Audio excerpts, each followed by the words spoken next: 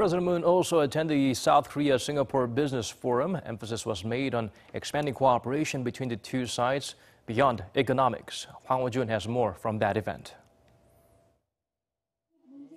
In front of about 300 business leaders from both countries gathered at Singapore's Shangrila hotel, the South Korean president first praised the city-state for successfully hosting the Pyongyang-Washington Summit last month, calling it a great achievement by not only North Korea and the U.S., but for Singapore as well. 한반도의 완전한 비핵화와 평화에 적극적인 지지와 성원을 보내주신 싱가포르 정부와 국민들께 깊이 감사드립니다.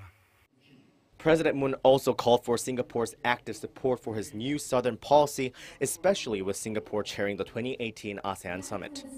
It was November last year when the South Korean president first introduced his vision to, quote, dramatically strengthen Seoul's cooperation with ASEAN nations by focusing on the three Ps: people-centered exchanges, mutual prosperity, and peace. President Moon highlighted three ways to bring about future-oriented cooperation between the two countries. He first said Korea and Singapore will secure future growth engines together in response to the Fourth Industrial Revolution, especially by promoting the active participation of small businesses and innovative startups in the process.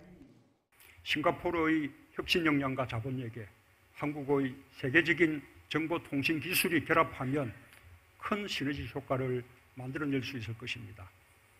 The president also emphasized that bilateral economic cooperation must work effectively to benefit the people of both countries, and that South Korea and Singapore must work together to prevent the spread of protectionism, noting that the foundation for the two countries' economic growth has been free trade and openness. President Moon Jae-in ended his speech with the expression Majulah Singapura, Malay for Onward Singapore. Even during the business forum, President Moon asked again for Singapore's continued support for establishing lasting peace on the Korean Peninsula. He stressed if South Korea and Singapore go onward, or Majulah together, not only Korea but the entire ASEAN will enjoy peace and co-prosperity. Hwang Hojun, Arirang News, Singapore.